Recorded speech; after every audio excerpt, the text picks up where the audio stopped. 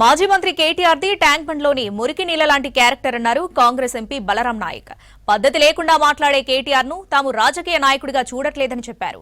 తెలంగాణ కోసం తిరగబడిన విధంగా కేటీఆర్ ను తెలంగాణ నుంచి తరిమి కొడతామని చెప్పారు. కేటీఆర్ కు తెలంగాణలో ఉండే హక్కు లేదని తెలిపారు.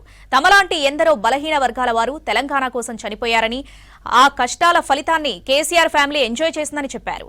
రాబోయే రోజుల్లో కేసీఆర్ ఫ్యామిలీ ప్రతిఫలం ఖచ్చితంగా అనుభవిస్తుందని తెలిపారు బలరాం నాయక్. గాని ప్రజల గురించి గాని ఏ మాత్రం అవగాహన లేని వ్యక్తి. నువ్వు ఎక్కడ ఎంజాయ్ చేస్తేవా? తెలంగాణ తెచ్చినప్పుడు హౌజ్లా నేను మాట్లాడకూడదు, కానీ మీ నాన్న కూడా లేడు హౌజ్లో. నేను తెలంగాణ సోనియా గాంధీ ఒకవేళ తెలంగాణ ఇవ్వకపోతే ఇవాళ మీ స్థితిగతులు ఏముండన్నదో ఆలోచించుకో కాసేపు, ఒక 2 సెకండ్. మీ సంతోష్ ఎక్కడా, బింతోష్ ఎక్కడా, ఇంకోళ్ళు ఎక్కడ ఉందరు? మీరు ఒక లంబడోనికి రాజ్యసభ టికెట్ కొరకు పోటీ చేస్తే డిస్క్వాలిఫైడ్ చేసిండు మీ నాయన నువ్వు మీరు కలిసి. సంపత్కును వెంకటరెడ్డి గారికి నేను ఒక లంబడోనికి రాజ్యసభ ఇస్తే కాంగ్రెస్ పార్టీలా డిస్క్వాలిఫైడ్ చేసి ఓడించారు మీరు.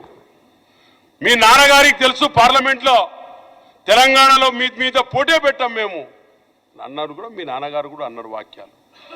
మీరు ఎంజాయ్ చేసిరు మా కష్టాలను, తెలంగాణ రక్తానికి కష్టం చేస్తున్న తర్వాత మీరు కాళేశ్వరంతో అన్నిటితో ఆడుకున్నారు మమ్మల్ని. కేటీఆర్ గారు నీకు అసలు అవగాహన లేదు ఈ రాష్ట్రం మీద. నువ్వు అసలు ఈ రాష్ట్రానికే పనికిరావు. ఏం లాంగ్వేజ్ అది నీది? ఓ మనిషిగా మాట్లాడే లాంగ్వేజ్ మాట్లాడినావా? నువ్వు ఇంకోసారి మాట్లాడవా? నేను చూస్తా నీ సంగతి ఏందో మేము చూస్తాం. ఇంకోసారి మాట్లాడు. నీకు మాట్లాడే తెలివి ఉంటే కూల్గా మాట్లాడు, నిన్ను ఎవరైనా గౌరవిస్తారు. తెలంగాణ కష్టపడి నువ్వు తెచ్చినవా? మేము తెలంగాణ కొట్లాడినప్పుడు ఎక్కడ ఉన్నావాను? కేటీఆర్ గారు మీరు ఎక్కడున్నారు? మీ నానే రాలేదు అక్కడ లోపలికి. నీకు తెలిస్తే తెలిసినట్టు మాట్లాడు.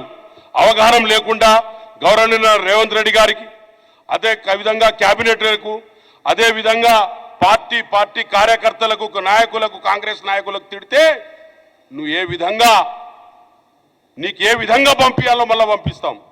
గౌరవనీయ ముఖ్యమంత్రి గారి మీద ఇలాంటి వాక్యాలు చేస్తే మాత్రం నువ్వు వరంగల్ పోయి హన్మకొండలో పోయి వాక్యాలు చేశావు. అరే తురే కన్నా ఎక్కువ దిగలేదు.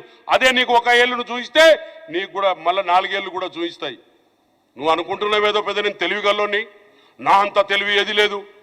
ప్రజల కొంపలు ముంచి బతికినోని నీకో తెలివియా?